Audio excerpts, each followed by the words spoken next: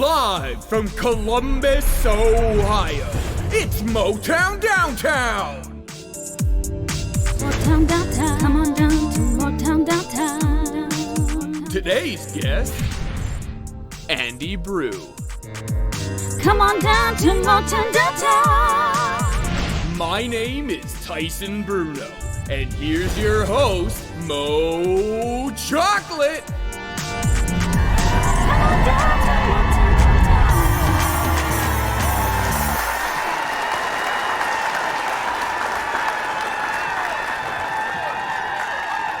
Hello everybody! How's it going? My name is Mo Chocolate and welcome to another episode of Motown DownTown, where I'm here to make sure that you have a wonderful time and the greatest time. Ladies and gentlemen, we have a very, very special guest in the house today.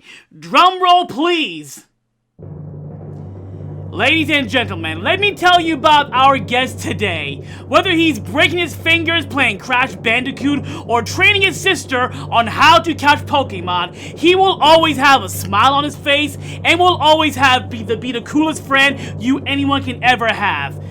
Folks, you know him, you love him, all the way from the 5th dimension. Put your hands together for the one, the only, Andy Brew!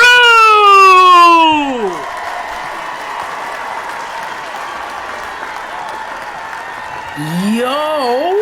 What's up, Andy? Yo, not much. I'm chilling. How are you guys doing tonight? We're doing great, man. Thank you so very much for taking time out of your busy schedule to come here on the show. Thank you so very much. Thank you. Absolutely. Great to be here. Thank you for having me on. I've been a fan of your show for since it started, and it's an honor to be here, sir. Awesome sauce. So, for the people in the audience who have no idea who you are, go ahead and introduce yourself to the audience. Yeah, so my name's Andy Brew. I am a variety streamer. I stream on Twitch as well as YouTube. I do a lot of first playthroughs usually. My favorite series is Kingdom Hearts. I also love Crash Bandicoot, as you heard. And yeah, I just play a lot of games, have a good time, and yeah, that's me. Nice, short and to the point. I love that. So my first question to you, Andy, is how did you get into video games? Like your earliest memory with video games? Yeah, for me, my first video game ever was Crash Bandicoot on the PlayStation 1. Nice. And yeah, that was my first memory of ever playing a video game. I was not good at it. I think I was 5 years old. My dad got it for me, and what I would do is I would watch him play it, and funny enough, because I was 5, I was not good at the game, but one thing that he would always do is, and I love telling this story because it's just like, it explains so much, right?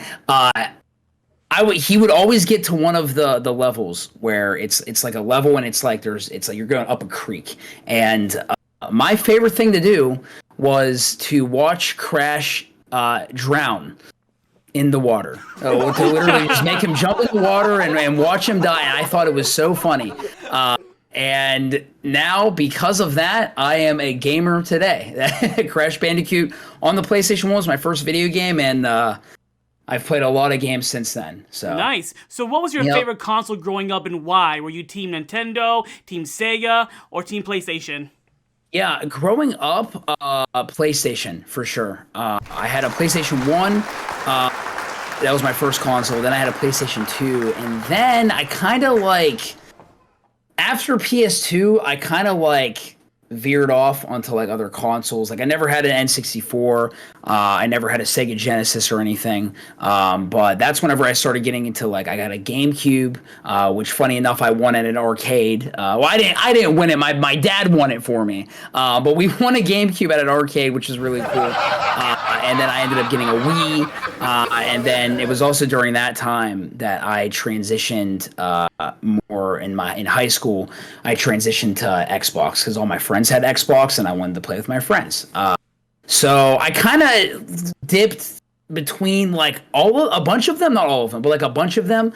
And just definitely different segments of my life have been different consoles and different things. But now I'm rocking a PS4, an Xbox One, and just recently I got a PS5, which is congrats. Man, thank you. It's How been a did long you time get a coming. PS5? There's so many people out there who still don't have a PS5. How did you get yours, buddy?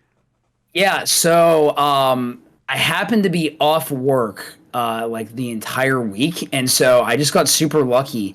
And there happened to be a drop happening at like noon my time. It was like a random day last week, and what I did was I got it through Walmart. Surprisingly, and yet I had to sign up to be a Walmart Plus member. Because those are the only people that will actually have access to getting a PS5 through Walmart. So I did that, and I had to pay like, I don't even remember how much it was, just for like the month. And then I ended up getting a PS5, and I canceled that subscription right away because I was like, I'm good. Like I don't need this anymore. But that's how I got it. Welcome to the PS5 family, buddy. We welcome you with open you. arms. And now that you have a PS5, you have to play. Ratchet and Clank Rift Apart. You have to. Yeah, I want to so bad. Funny enough, like as much as I love platformers, I only ever played like one Ratchet and Clank game like way back in the day, and I can't even remember which one it was. And so I never actually got too heavily into the series. But I did just play the 2016 like PS4 reboot, I guess, if that's what you call it. Which I know like some people, and Mo, you're a huge Ratchet and Clank fan, so you can probably attest to this. I heard like a lot of people didn't really like it as much, but I had a good time with it. I liked it. I actually really liked it. And the thing about Rift Apart is that anybody, whether you're a new fan or a longtime fan, will enjoy it. They made the story accessible to everybody, so you are guaranteed to love it. That's good. Yeah, whenever I jump into a series, because like I do want to play as many Ratchet and Clank games as I can before Rift Apart, because I like to understand references, you know? I like to, if there's a reference in the game, I want to understand it and not just let it go over my head, because I can appreciate it more. But yeah, that's kind of how I am with like all franchises that I get into. I want to like play as many of them as I can and in order of release before playing this one thing. But I mean, I've heard great things about Rift Apart, so maybe that'll be I'll be checking that out sooner rather than later. We'll see. So my next question is, what got you into content creation? Like, what YouTuber inspired you, and what was the spark that made you say, "Hey, what they're doing, I want to do too"? Tell us that journey. Yeah. Oh man. Gosh, there's so much. So I mean, I it's funny. I never really watched a lot of YouTubers. Whenever I was just like growing up or anything, like I usually just watched like TV or something else. But I didn't really. Funny enough, the first channel I ever subscribed to was HMK's channel, and that was the only reason why. And he's, if you don't know him, Kingdom Hearts Zelda content creator. Oh, yeah. And the only reason why is because it was during like the Kingdom Hearts 3 hype era, like pre-Kingdom Hearts 3, and I just wanted to know what was going on with Kingdom Hearts 3. And so I was like, this guy's bringing the news. I'm going to subscribe for the news, and like that's it. And then I ended up watching more of his content. Then I ended up finding more Kingdom Hearts creators because, again, that's like one of my favorite franchises of all time, and started watching some of their content as well. And then that's when I kind of towards the end of college, I started watching streamers. And so actually the one streamer, they're actually more so YouTube streamers than Twitch streamers, but I think they do some stuff on Twitch. They're called the Niang Cave. I think that was the first, they were the first streamers that I watched, and I'm like, wait, I love what they're doing. I think I can maybe do something like that. So like, I haven't really watched them as much in a while, because they're kind of playing games that like I don't know if I'd be interested in, or they're playing games that I want to play but I don't want to get spoiled on. But they were, I think, the first channel that really like inspired me to be like, yeah, wait, I kind of want to do what they're doing, and then I just kind of went from there, just from I started streaming. I started only streaming on YouTube, and now I do both now, YouTube and Twitch. And it's been great. I've met like so many amazing people through it. And it's awesome. It's a lot of fun. I'm very happy for you, man. I'm glad you mentioned HMK because that's how you and I met, and that's how you and I and Josh Sheesh met, who's in the chat right now. Hi, Josh Sheesh. Yo, my dude. What's up, buddy? Yeah, stay tuned for the very end of the show for a special surprise, and I won't say what. But going back to you, Andy. So a lot of content creators go with a nickname, go with a different type of name for their online persona. You, however, went with your actual name. So tell us the process of, like, if you were gonna go with a nickname, what nickname would you have gone with, and why did you decide to only go with Andy Brew? Tell us why. Yeah, so if I would have went with a nickname, it probably would have just been Brew, because that's what a lot of my really, really close friends call me. And that was actually my dad's nickname whenever he was younger, and so I kind of just like inherited that. But I kind of just like Andy Brew, just flows off the tongue. Off the tongue, as I'm saying that, not flowing off the tongue. But so, yeah, and like Brew, I mean, Brew is just an abbreviation of my last name, and then Andy's my first name. So that's kind of how we came up with it, and here I am, Andy Brew. I didn't really feel the need to have like an online persona type name. Yeah, I just kind of wanted people to know me for me. You know? Nice. So that's me. That's awesome, buddy. So regarding your Twitch channel, and YouTube also, what was the one game that gave you the best streaming experience and the one game that gave you the worst streaming experience? Go. Oh, I'll start with worst. We'll start with the bad one first. See, here's the thing, right? Because I don't really think I've had like a terrible streaming experience with any of the games that I've streamed. I'll say the one that was a little rough was Breath of the Wild.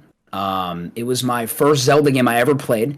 And it was mainly just because like I had a lot of people backseating in my chat and just like kind of telling me like how to get certain chests and like stuff like that and how to solve certain puzzles. And I'm like, I want to figure that stuff out for myself, you know? And so I would say in terms of a streaming experience, that was probably one of the ones that I love the game. I loved it. I had so much fun with it. Just streaming the game was a little rough at sometimes. And I remember some streams for some reason I was having a lot of technical difficulties with that stream as well for some reason. So that definitely played into it. But it's kind of funny because like I'm the kind of person who like I'm like super stubborn in the sense of like if you tell me how to solve this puzzle or how to get this chest, I'm not gonna go get that chest. I'm gonna leave it there because I don't need it. Like I don't care. I don't care if the best weapon in the game is in it. I don't even want it anymore because it doesn't even feel rewarding. So that's just me. I'm stubborn like that. But yeah, Breath of the Wild, great game. Definitely could have had a better experience streaming it. But my best streaming experience, gosh, I've played a lot of amazing games, on my stream. But funny enough, I think one of my favorite, without a question, one of my favorite streaming experiences of all time was whenever I got into the franchise, this little franchise called The World Ends With You. And it was, I don't even know what it was. I think it was like just, I fell in love with it. Like I played it for the first time last year, and it's now one of my favorite franchises of all time, easily. And I think just like the story and the journey through the first game, because there's like so much like we're trying to like figure out, and it's like not just me. Like a lot of people in my chat never played the game, so we're all collectively trying to figure out what the freak is happening in the game, and it's like we're kind of all experiencing it together. And I thought that was really, really special. And it's such a great community, and I would say even more so than that, Neo: The World Ends With You, which is a sequel to Twooey. I think even above the first game, that was easily the best experience I've ever had streaming a game, because there were so many people who actually found me through Neo Twooey, and they just just kind of hung around for the ride, which I'm like, hey, I'm just a guy playing a game. I'm glad you're here, and I appreciate it a lot, and but just like that journey, oh my gosh, it was just fun. Like, it was just a fun game to stream and just to experience and share my experience with a lot of other people. So, and that community is so great. Like, I'm sure, like, I know, like, every community, they have like that, that toxic side of the fan base. I haven't experienced that with The World Ends With You yet. I don't want to, but I'll say my experience with that franchise and that community has been nothing but open arms and just such great things. So yeah, that's I actually my never favorite knew experience. that is the nickname of the community. Tweet what? Twewy, yeah. So TWEWY, it just stands for The World Ends With You. Yeah. Okay, I learn something new every day. That's pretty awesome. So my next question for you is, I don't know how many people out there know this about you, Andy, but you are a devout Christian.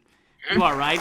So, yes, and that's awesome. That's awesome. So my question for you in that regard is, how are you able to, like, stream on Twitch, play these games that infuriate you, and not swear?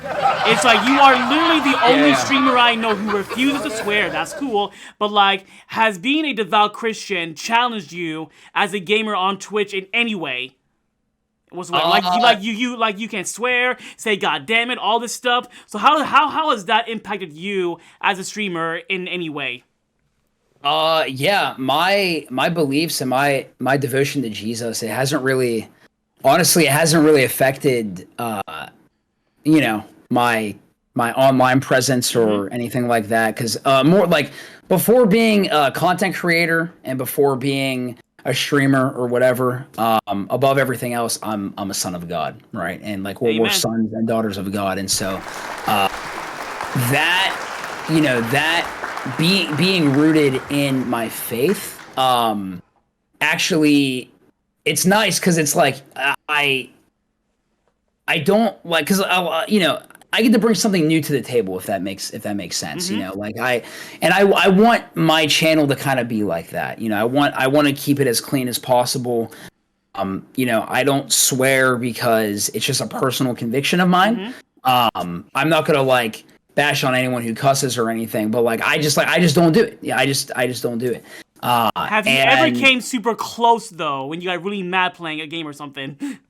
Not getting mad playing a game, but there have been a couple of times where if I'm like reading something on the screen, and then something comes up and I'll like catch myself. I'm like, wait, I almost said that that word, So I'm usually pretty good with like catching myself, but it has also been it's come pretty close sometimes. But then no, we don't. I try not to, and I don't even. I mean, people who know me know that I don't even cuss whenever I'm just living my daily life as well. It's just something I just don't do. Maybe one of these days you can do a IRL stream at church. One of these days. Yo. That'd be pretty cool. That would be kind of crazy because because I do love my church community a lot. They're amazing, and that would be actually kind of fun, even if it wouldn't be at church. My church actually does stream online. They stream to Facebook. Cool. But they do have online services. And I've like told a couple of people in my online community, like, hey, like, this is my church. Go check it out. Like, it's pretty cool. But yeah, that would be kind of fun. Maybe one day I'll crank out the Twitch mobile, be like, yo, we're praising the Lord on stream in church. It's awesome. Hashtag Jesus Christ. So my next question is, when you applied for the fifth dimension, what was your reaction when you found out that you got, not only did you get in, you were the first wave of people that got in. What was your first initial reaction? Go. Yeah, it was funny. It was because I was at work that night whenever HMK was announcing the people who got in, so I had no idea. And I got home, so I was working night shift at the time. I got home at like 2 a.m, and I was like, I just gotta click on his VOD and just see who got in. And so I was just going through it, and I heard Andy Brew 48, and I'm like, Wait, really? Wait, what? Like, wait, are you serious? Like, really, me? Because I actually didn't stream on Twitch that much.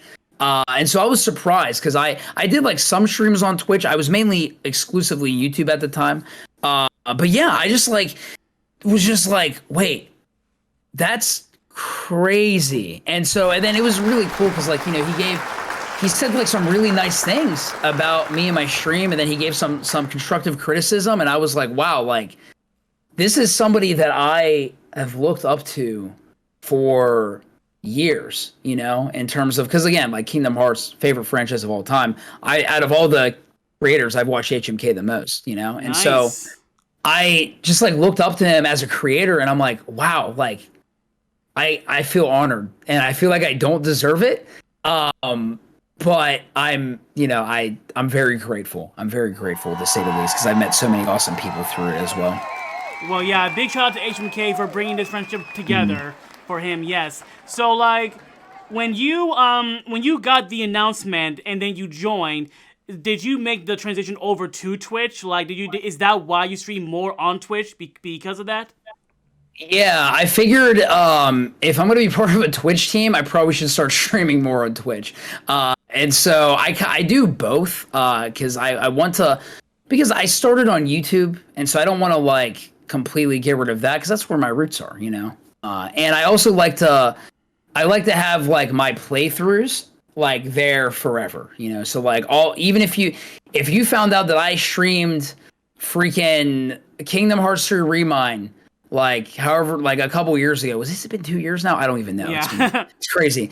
And you're like, dang, I wish I could have seen that stream. It's on my channel, you know? So like, I have all my streams archived there, for people to see.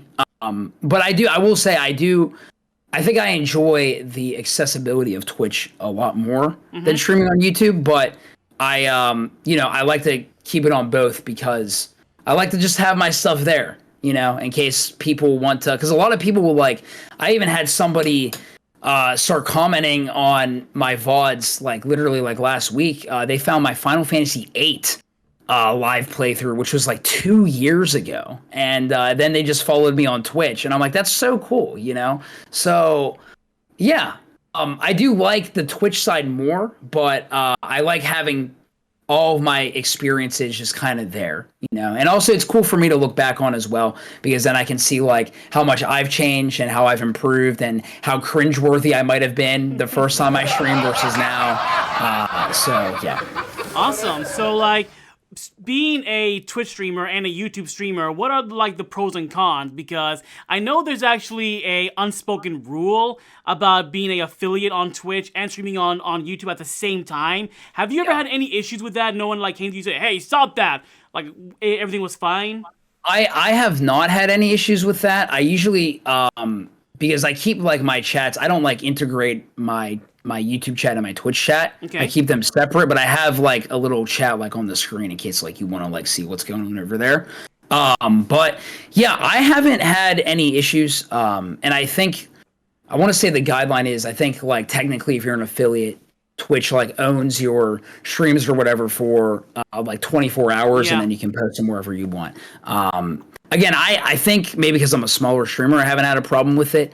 But if it does come to a point where, because like I've thought all this through, right? Like if it comes to a point where it is a problem, then I'll probably just like transition to Twitch and just upload the VODs to YouTube instead of just streaming on both. Yeah, because the reason why I stream on both is just because it's so much, with me having a full-time job and, you know, having a life outside of all of this and friends to hang out with and things to do. And it's just a lot easier to just stream it there and just have it there instead of like stream it and then, all right, I got to download it and then make a thumbnail and then upload it again and all that. It's just like a lot easier that way. So that's why I do both. Gotcha.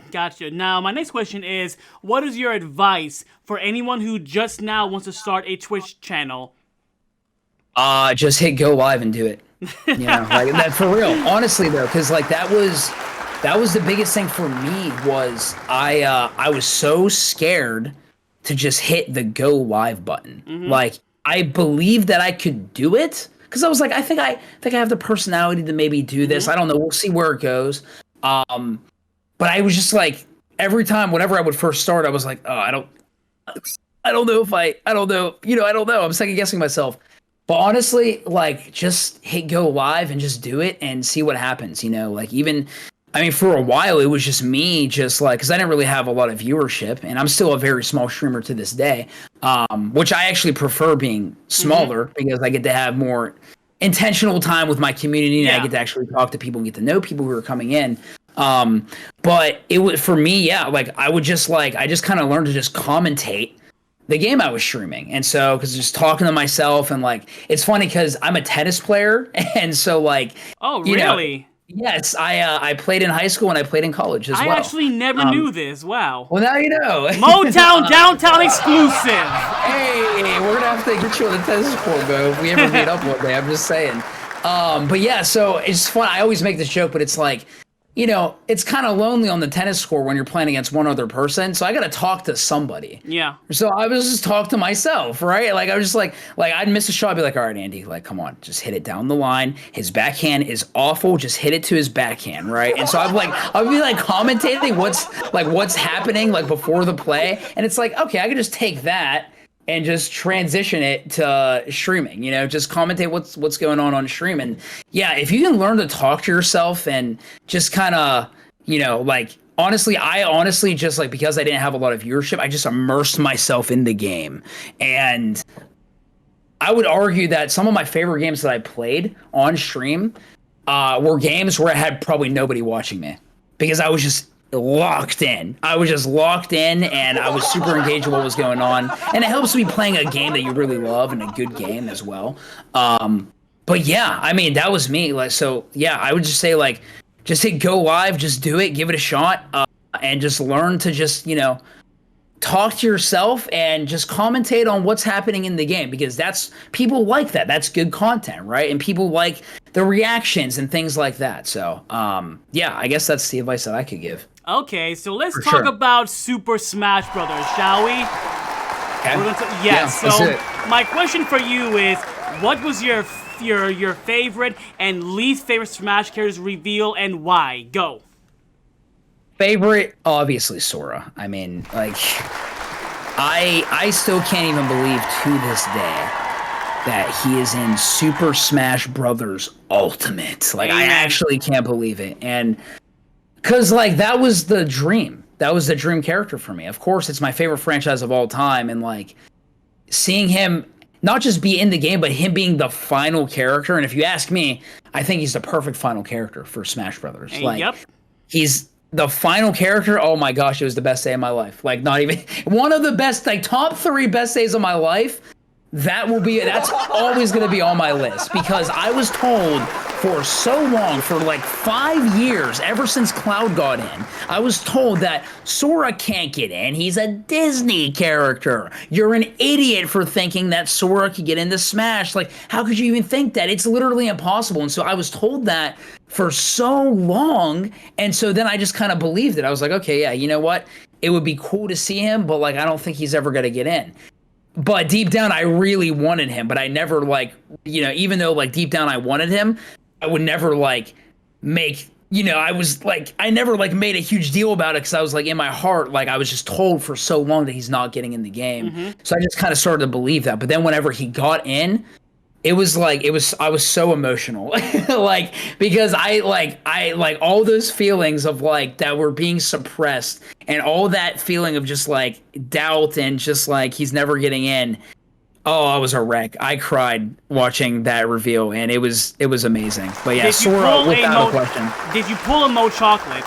I did not pull a Mo Chocolate, but I will say your reaction was, I was dying watching your reaction. I felt the same way, bro. I felt the same way. It's like you said, for 5 whatever years, people were like, he's not getting in, meh, meh, meh. And then you kind of start to believe it. And then you're also doubting yourself because Sephiroth got in, so, like, yeah, whatever, that's it. But then you see Sora come out of the portal, and that's it. It is just uphill from there. And to this day, yes, when I play Smash Bros, I'm just like, He is am I actually looking at Sora in Yeah, Smash right. Bros? Like, what? Yeah, I think to kind of like spark note my reaction, it was something like this. It was something like this. No way! Are you serious? And then 5 seconds later, I'm like, he's in the game. Oh my god! So yeah, that was literally me. Like it went from like to like, I'm so happy. Yeah, it was great. Nobody died in the trailer. He actually saved everybody, right? Use the power of waking to save everybody. Exactly. Like, that's literally what happened. It was perfect. Exactly. Yes. He's the light in the darkness. That's what I love about Sora. It's so good. So your least favorite now? Oh gosh. So I think okay. Because I was watching your last talk show with Treehouse, and I agree. I'm kind of like with him. I think Byleth was definitely my least favorite reveal, because it was just like it was the final character for the first season pass, and we had no idea that we were even getting another season pass. I don't think at the time, and so it was like, who's it gonna be? The last DLC character, and it was like another Fire Emblem character. It was like, what? Like, wait, is this a joke? There's got to be another character at the end of this, right? And so, but then they announced there's more fighters. I was like, okay, you know what? I wouldn't have wanted another Fire Emblem character, but there's more characters coming. It's fine, you know. I'd say Byleth, and then I wouldn't even say this is a least favorite. But it's just because, like, I never grew up playing Minecraft. So, like, when Steve got into Smash, I thought it was super cool. But I was like, not who I would have wanted, but that's awesome. Because, like, I know the Minecraft community is huge. Big. And that was internet breaking, and I understand how big of a deal that was. And so it was like, it was really cool to watch. That was, like, the one character that was like, I'm just going to watch everyone react to this, and I got happy watching people react to it, because it's like, wow, people are genuinely happy about it. Not who I would have wanted, and I've never touched Steve in my life unless I play random and get Steve for some reason, but, like, I respect the heck out of his presence, because he has one of the biggest presences in gaming ever. Highest selling game of all time, Minecraft. Yeah. That is a fact, boys and girls. But yeah, that is my least favorite also, because I woke up early for that reveal. I'm like, oh, Mario is in darkness, Sora, and then Steve, and I walked out that room, bro. Because again, I am not a fan. If you like it, cool. I'm not a fan at all. So yeah, that is my least favorite too, also. So, but my next question is, what character besides Crash Bandicoot, what character would you like to be in Smash Bros? Crash Bandicoot. Sorry. I've wanted my son in this game ever since that I could say Super Smash Brothers Ultimate. No. But yeah, so yeah, I mean, besides Crash, I mean, honestly, it would be Crash. Like, that would be, if it wasn't Sora, I would have wanted Crash. But besides Crash, I always thought there's a few characters that I thought would be really cool. I always thought Paper Mario would actually be a cool addition. Just to have like another 2D like fighter that's not Game & Watch, that has like a lot of moves that you can bring to the table and stuff like that. I always thought that'd be cool. I would have loved to see Spyro. I think that would have been really unique, having a dragon besides Ridley in the game. And Bowser, I guess, now that I'm thinking about it. There's so many characters in Smash, I kind of forget who's there.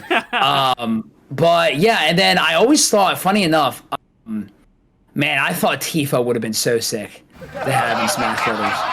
But like when Sephiroth got revealed, I was like, dang, like, I'm good, you know? Even if Sora like didn't get in, I was like, I didn't expect this, I'm good, and here we are now. Sora and Sephiroth and Cloud are in the same game. That's not Kingdom Hearts. The world we live in right now. Yeah, it's crazy. So, yeah, but I'd say like Spyro, Tifa, Paper Mario, Master Chief would have been cool. Of course, Crash Bandicoot would have been my number one if it wasn't Sora. Well, hold on, because if Crash Bandicoot does ever come out for Smash Bros, you, Andy, have to pull a Mo Chocolate, and do you know what that is? Do I have to take off my shirt and throw my chair? Yes, yes. You have to throw your chair, take off your shirt, wave it around your head like you just don't care, fall on your knees, hands in the air, and say yes. Oh man, I don't know That if is Pokemon chocolate. I don't know if my energy could ever amount to the hype that is the essence of Mo Chocolate, but hey, you know what? I'll say this: if Crash got in, I'd probably have just about the same reaction as Sora. As I had with Sora. Okay. Because Crash Bandicoot is my childhood. That was the first video game I ever played. It's still, I mean, there's we had Crash 4 come out literally like 2 years ago. And so like, it's just a part of me, right? So of course, like, it'll be a great day if he ever comes to a future Smash game. One of these days, yeah. So my next question is, because for me, my character is Kratos. That's who I want. That's the last character. If he ever gets in, that's all I want. But I'm happy with the roster. But moving away from Smash Bros. And since we're talking about Sora, let's talk about Kingdom Hearts, shall we? Yes. So, how did you, Andy, come across your first time seeing Kingdom Hearts and playing Kingdom Hearts? How'd you come across that? Yeah, so I think I was 7. Yeah, I was 7 years old when Kingdom Hearts 1 came out. And my grandma actually bought it for me. I think it was for Christmas. It was Christmas or my birthday. I can't remember because Christmas and my birthday were like right around the same time. So it was around that time. But my grandma bought it for me because I loved Disney growing up. I've watched The Lion King every single day as a kid growing up. I was a huge Disney guy. So when she saw Donald and Goofy and Mickey on the cover of this video game and just bought it for me because she knew how much I love Disney. And I was like, oh, whoa, this is really... And then I looked on the back, and I didn't know who Sora or Riku or Kyra or any of these other characters were. But I looked on the back, and I saw, like, on the cover, it was, like, Jack Skellington, like, I think Aladdin. I can't remember if Aladdin was on the back of the Kingdom Hearts 1 one. But, like, just, like, all these Disney characters, it's like, what is this game? Like, what the heck? And I booted it up, and, you play through the game, and I'm like, oh, my gosh, I'm actually going to, like, these movies that I watched. I've been watching, right? And I'm actually playing through them. Like, there's like a different twist to it, and it's like, this is like the coolest thing ever, you know? Like, so it was the Disney aspect for me that wrote me in. I never grew up with Final Fantasy. I didn't even know what Final Fantasy was. So like that aspect didn't really hit me as hard. But yeah, it was the Disney that got it for me. And my grandma, she bought the game for me. She bought Kingdom Hearts 1 for me. And here I am today, still playing Kingdom Hearts.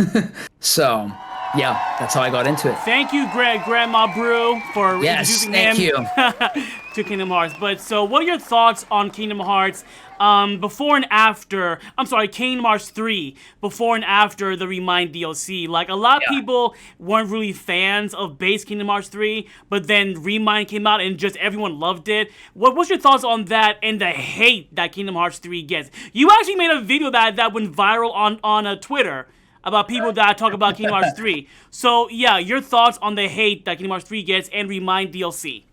Yeah, I made a little TikTok, and I posted on Twitter that it should not have gotten the attention that it got, but whatever. But, like, I was basically just, like, making fun of the situation of, like, when people say, like, I love Kingdom Hearts 3, and then you always have those people. You're not even saying anything bad about any other game or how this is the greatest game of all time. It's just like, you're just saying, yeah, I love this game. And then other people were like, well, Kingdom Hearts 2 is better. Wow, you're wrong. And I'm like, just, like, I didn't ask. Like, I don't, like, whatever. My initial thoughts on Kingdom Hearts 3, my first time playing through it, I loved it. Absolutely loved it. Nice. It brought some of the most amazing moments in the series for me. There's definitely, like, some issues I had with the game in terms of, like, some gameplay stuff. I didn't mind the floatiness, but, like, I hated Magic Flash as a finisher. I just thought it was a lame finisher. Like, I was like, this would be a good, like, penultimate for the finisher. Like, Magic Flash into Last Charge. I think that's really cool. But, like, I was just like, man, Magic Flash, that could have, he could have some better combo modifiers, I guess.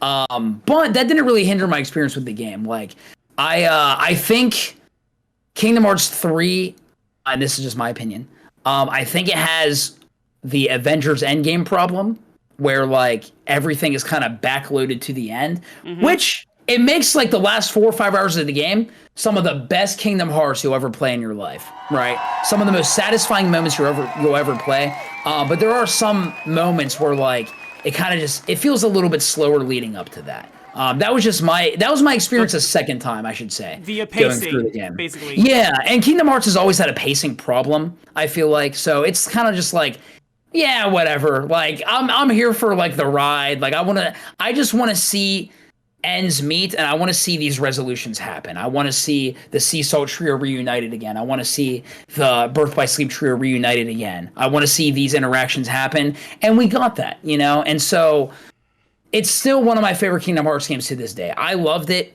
I think it's great, and I think Kingdom Hearts 3 Remind made it even better. You know? Agreed.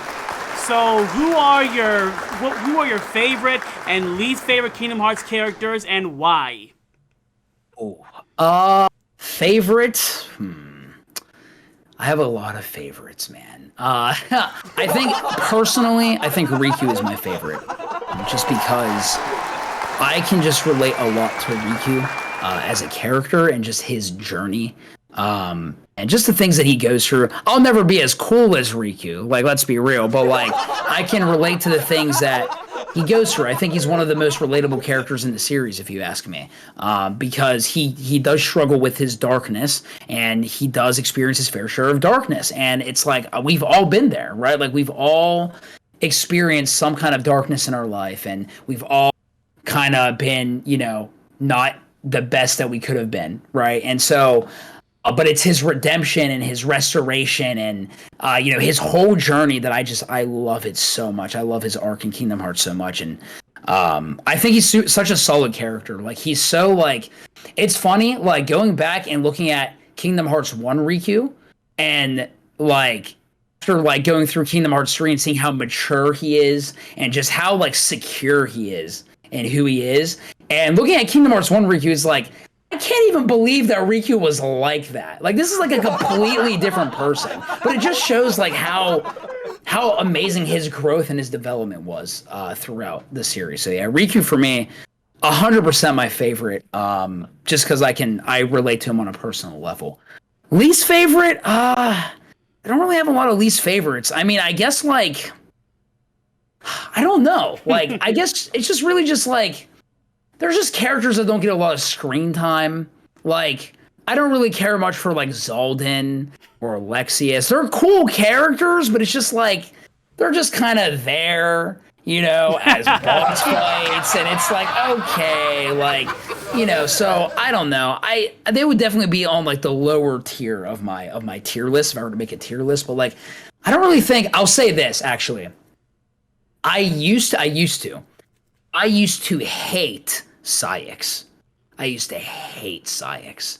And because he was a jerk, and he was just like, he was just that character that, like, you probably hate him more than Xemnas. Like, let's be real, especially in Kingdom Hearts 2. Mm-hmm. Like, I just hated this character. But and this is why, another reason why I love Kingdom Hearts 3. Kingdom Hearts 3 recontextualized Saïx in such a way where now I absolutely love this character because I understand why he is the way that he is and why he does the things that he does. Like, everything he's doing is to find his missing link in his Lee Isa Subject X trio. Like, finding, you know, he's doing everything for this girl that we know nothing about. And so it's like, you go back and you look at everything and it's like, you know, that's where his motivation is. And so, yeah, Kingdom Hearts 3 really just recontextualized Saïx for me. And not my favorite character of all time, but I actually really love his character now. But I used to hate him. He used to be my least favorite because he was a one character. It's like, you love to hate him. You love to hate him, right? So he is the blue-haired Sailor Moon, basically. So Yes. I have a would you rather question for you, Andy. You ready? Would you rather have a new Yozora game that you play as Yozora, everything leading up to Sora, where he is the final boss, or Oh. or a new spin-off game of Kingdom Hearts that continues the story of where 3 left off. I personally, I think it'd be really cool to have a Verum Rex game, like a Yozora game, just because we know nothing about this character. And I'll just say this. If we get a Verum Rex game, I better have every single bullcrap move that he used against me in the secret boss fight that I can use in the game. Like, you know, I want to be able to flip and dip and teleport and Noctis my way through everywhere, right? Agreed. So Agreed. I think it would be really fun to play as Yozora. I think they can do a lot with them. I would love to learn more about him, whether that's through a Yozora game or just through like if there's a next spin-off game, if that's what the next Kingdom Hearts game is, that'd be really cool. But I always thought it would be, you brought up having Sora as like the final boss, and I'm imagining like the final boss is like, it's the secret boss fight, but now you're Yozora and you're fighting Sora on top of 10-4, and it's like, that would be kind of cool. Mm-hmm. Like, as much as like a lot of people were like, I don't want to fight Sora. That's my son. That's my boy. Like, but it's just like, it would just be so different, right? Like, I'm all for switching. I know the more talking about switching up the formula. If that's what you mean, hey, let's give it a shot and see how it goes. I'd be down for that. I think that'd be kind of cool. I will say this though.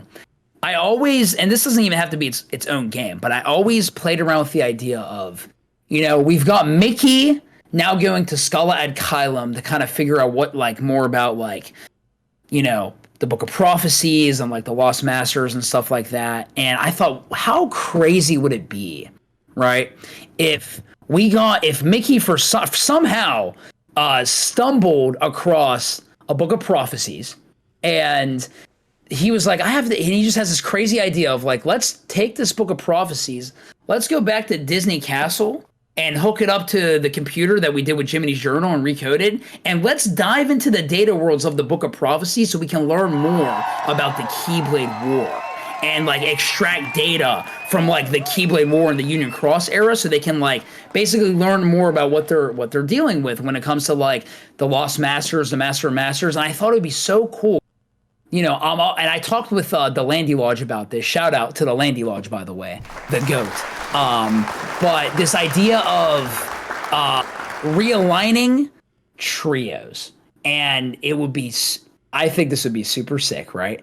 If we had a Union Cross trio of Ventus, Marluxia, and Larxene. Wow. And they're going through the Book of Prophecies, right? The data, right? And Ventus is getting his memories back because he doesn't remember, right? And maybe Larxene, and we know Marluxia started to get a little bit back at the end of Kingdom Hearts 3. Oh, now it's coming back to me, right? But it would be super sick to like actually see them because they all knew each other, right? And so like to actually see a trio like that kind of do something and like learn more. And if you want to do like a Union Cross remake, but not technically a remake, kind of like Final Fantasy VII Remake's not a remake, right?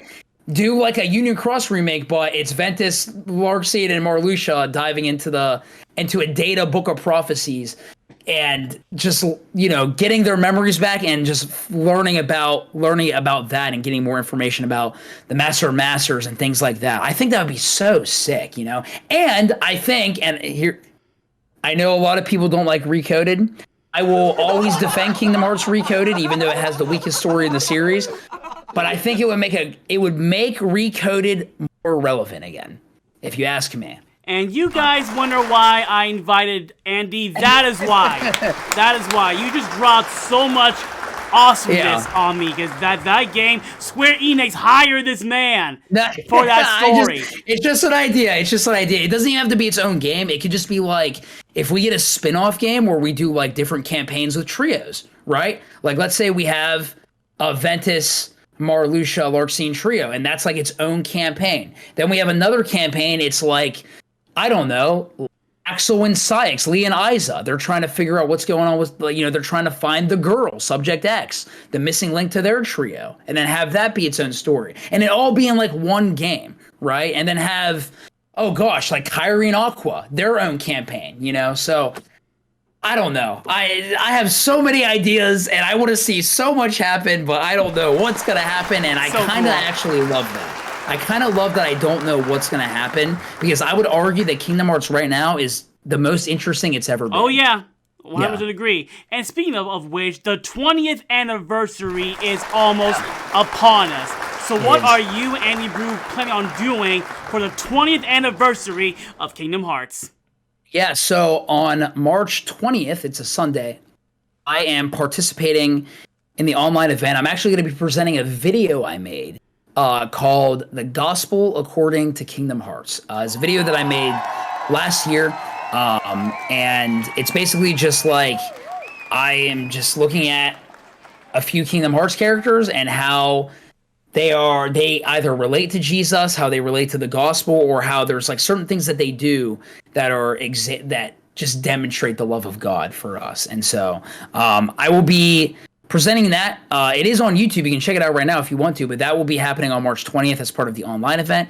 And I will also be at the in-person event that's happening at the end of the month, and I will be hosting a little event called Melody of Madness, where you will be guessing. We'll have two teams guessing the Kingdom Hearts OST that we're going to be playing, and you have to guess the name of it. And I have Keyblades that I'm bringing, and some Shadow plushies that we'll have, and like you're going to have to like hit the Shadow plushie as like the buzzer, and if you guess the song right, then you get a point, and then whoever wins, we got some prizes. That is so cool. Yeah. So I wish I was going now.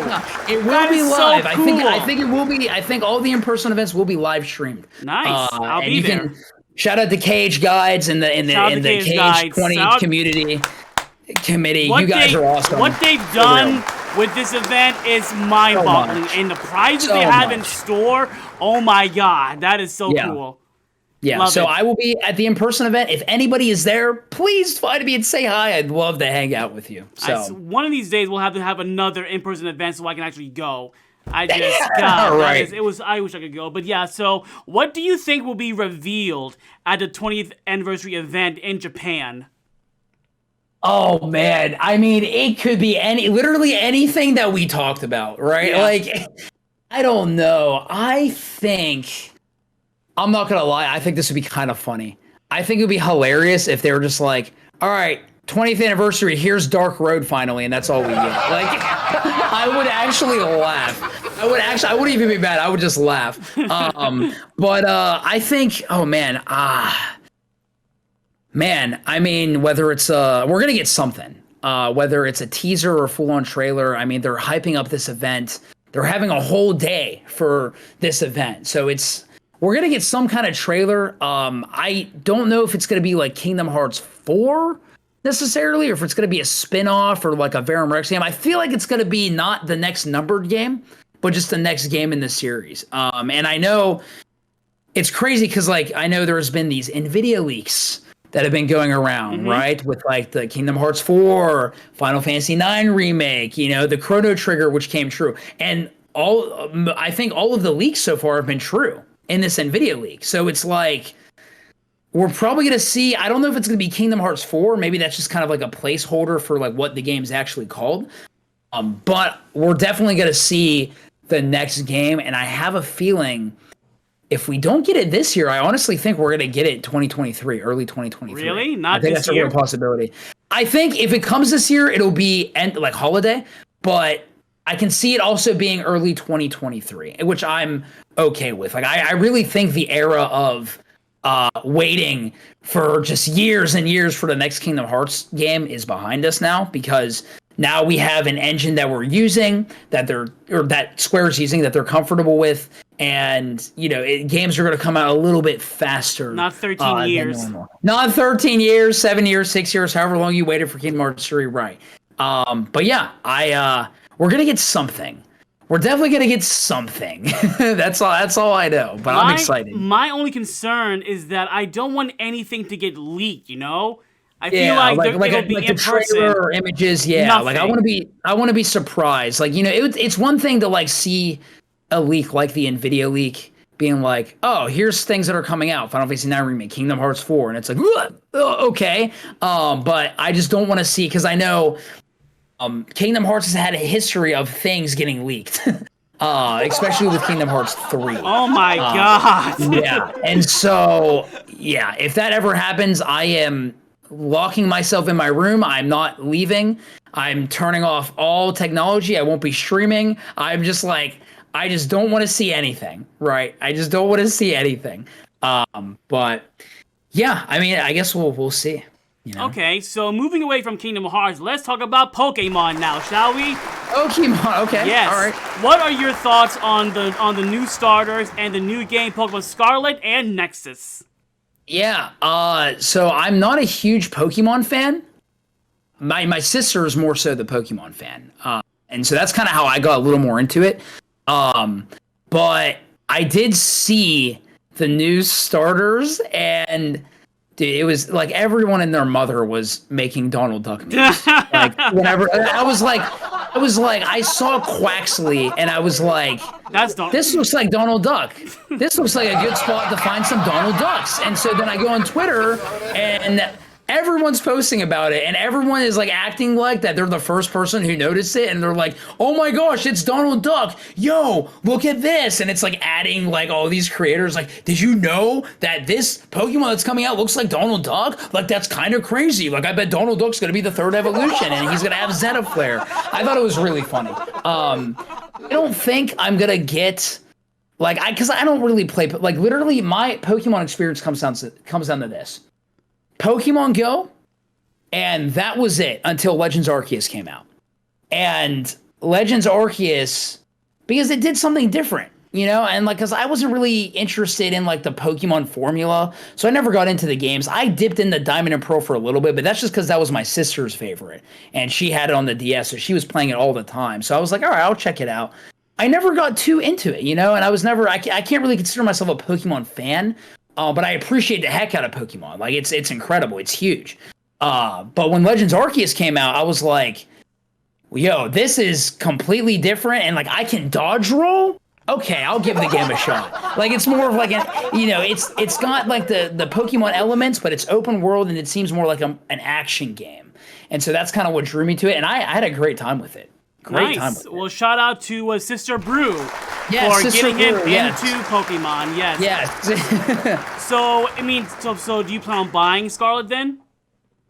Probably not. Okay. I think, yeah, I don't know. Like, again, I'm not huge into Pokemon. I think Legends Arceus was kind of like it was like, okay, this is the one Pokemon game that I'll get, and then I'm good. You know, like, I don't really need another one. Like, I'm not, again, heavy into Pokemon, but I like what they're doing, because it seems like they're kind of integrating more of like that open world aspect that they had with Legends Arceus, and it looks like they're maybe going to continue that with like future gens, which would be super sick, because then if they do that, yeah, maybe I'll think about it, you know? Right. But as of right now, I probably won't, just because I never grew up with Pokemon, so I'm not as invested as other people are. But I know one thing you did grow up with. Let's talk about Crash Bandicoot now, shall we? There he is, yes. My son. We'll talk about your son, yes. So, yes. Yeah, so your favorite and least favorite Crash game, and why? Oh man, this will be fun. Oh gosh. Least favorite, personally, I have a couple least favorites. Whoa. Crash Tag Team Racing specifically, because What? Yeah, no, so I love Crash Team Racing. It's great. Crash Nitro Kart, okay, it's all right, not as good as CTR, but Crash Tag Team Racing, it was weird, because it's just kind of like, it was a cool concept of like you merge with like another car, and then it's like you have one person gunning and shooting things and the other person driving.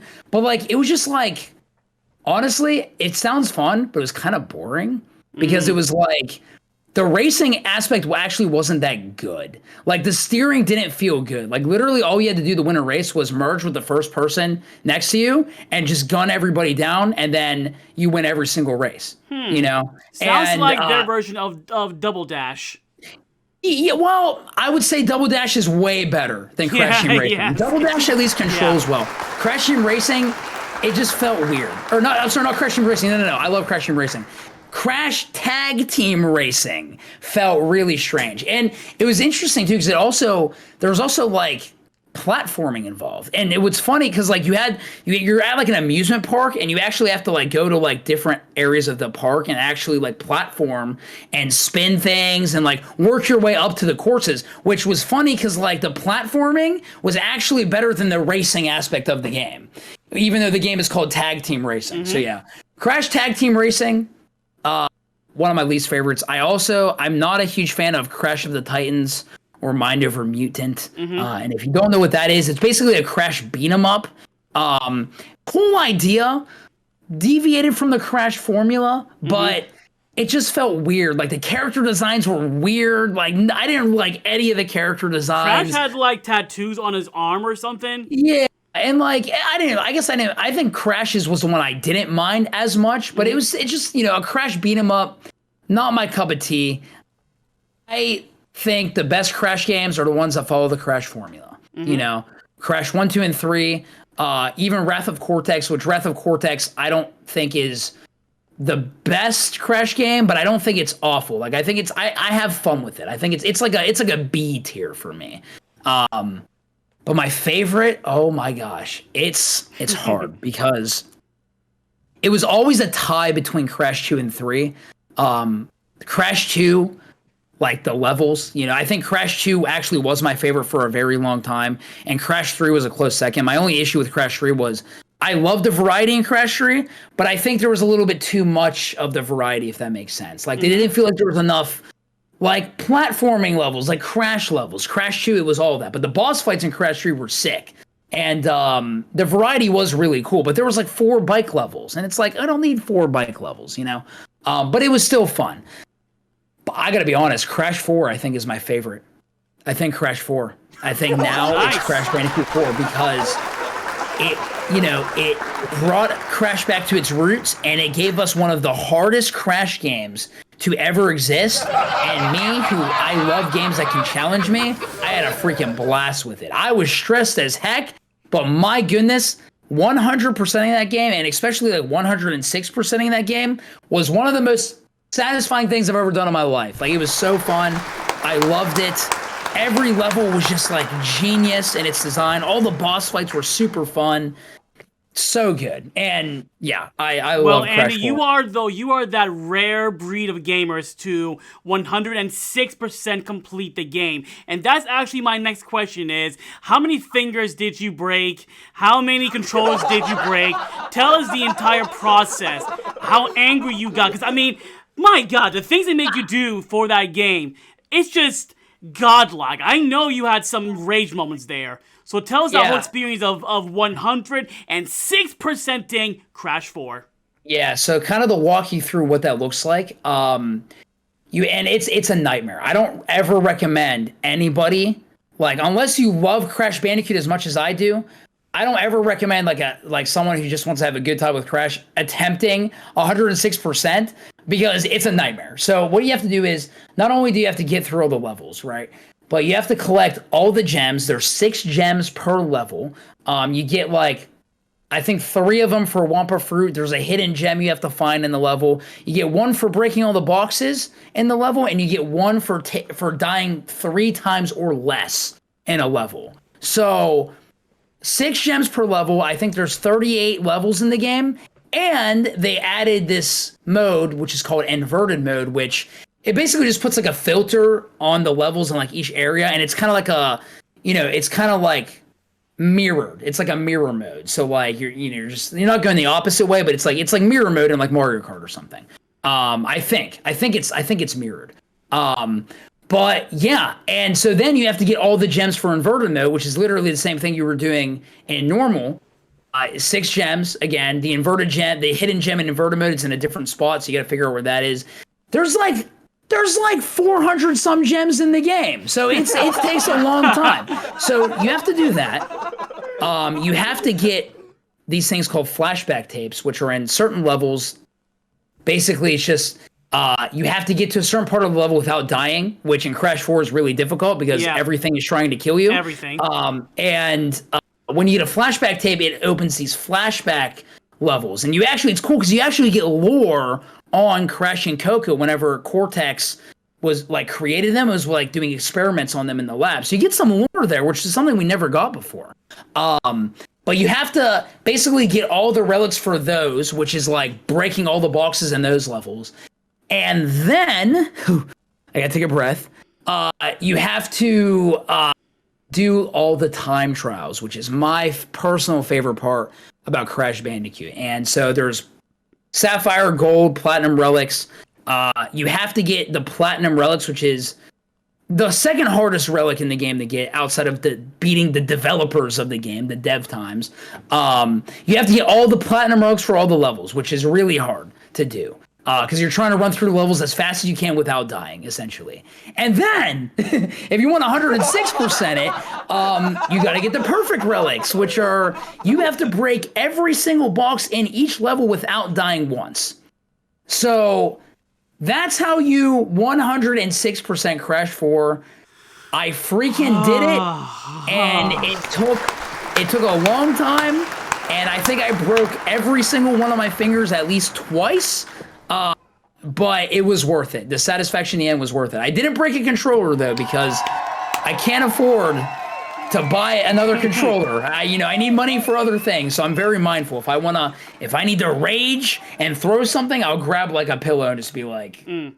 But yeah, so yeah, it was, oh my gosh, it was brutal, but one of the most fun experiences I've ever had playing a video game, because I love Crash Bandicoot, and if you love the franchise, it'll be a fun time for you. It literally is like the Dark Souls of platformers. Like, if you thought the Insane Trilogy, because whenever the Insane Trilogy came out, everyone was like, this is the Dark Souls of platformers, it's so hard.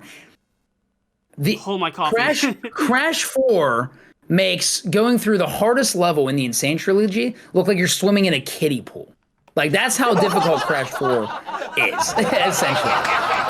And so, yeah, I would argue that Crash 4 is like the Souls equivalent of a platformer, but super rewarding. Like, every single level is like a boss fight, basically. So would you say that platinuming Crash 4 or level 1 crit data battles, which one's more difficult? Wow. Level 1 critical mode data battles. Here's the thing. Also, timeout. Thank you to Treehouse for that raid. Thank you, buddy. Treehouse with the juicy raid. Thanks for the raid, buddy. Hi, everyone. We're just having an interview real fast, but we'll acknowledge you in a second. But yeah, carry on, Andy. Yes. So here's the thing. I haven't attempted the data battles on level 1 critical yet. I'll say this, right? I'll say I think probably the data battles on critical level 1, whether it's Kingdom Hearts 2 or 3, probably as hard, if not, I would say harder than platinuming Crash 4, because that's like, I don't know. I mean, that's just me personally though, because I've played so much Crash growing up. But I will say this. Going for the developer times, which is a step up from the Platinum Relic, it's literally you're beating the devs of the game. I think that is harder. I would argue that's harder than doing the data battles on critical level 1. Just because not only are you, because you've got 13 data battles, I have 38 levels to go through to try to beat the devs. The people who literally made the game, right? Like, it's so hard. And it's also like, I think with like the data, you can't really, it's hard to compare them because they're two completely different games. But like, at least with the data battles, it's like, okay, I've got like a pattern, these bosses, they follow a script. Some of them do, unless you're fighting Dark Riku who button mashes. But like, these bosses, they follow a script. There's a pattern to them. And you can kind of, what moves are coming. If you play it long enough, you can kind of catch on to the pattern. You can get the win. With doing, I'll say like the dev relics for Crash 4, I have to like learn like the first half of the level, and it's like, okay, I've mastered that, but then I don't know what's coming up next. And so it's basically just learning each aspect of the level, and like every part of the level is different. And the fact that there's like 38 of them instead of 13 of them, it's tough, but super rewarding. So again, hard to compare the two. But yeah, I mean, they're both, if you've completed any of them, man, you're gaming. Like, You are. kudos to you guys. I think of LANs. I watched so many of LANs of Masters. Lance and Masters and Josh Sheesh, and who Josh, will be who's streaming currently level 1 tonight. Yes, Props he's to you, buddy. also going through them. Like, I'm watching all these people stream them on critical level 1. I'm like, I have so much respect for you. Exactly. Like, kudos to you. I want to try it one day, but I don't think I'm ready yet. So, So my next question is about Crash Team Racing. What Yes. makes that better than Mario Kart, in your opinion? all right, I'm gonna get a lot of hate for this, right? I'm gonna get a lot. I am biased, but I'm biased for a reason, right? I am biased towards Crash. I like Crash Team Racing more than Mario Kart, just because, like, again, I grew up with Crash first, and then I got into Mario games. But like, I personally, I'll say this: I don't want to say one's better than the other, even though I think Crash Team Racing's superior. But what I love about Crash Team Racing, that I really can't get playing Mario Kart. I'll say I love Mario Kart. I do. I just prefer Crash. How fast paced it can get, especially whenever you master the game and whenever you like actually learn how to drift boost. There's a drift boost mechanic in the game, and they have that in like pretty much all kart racers.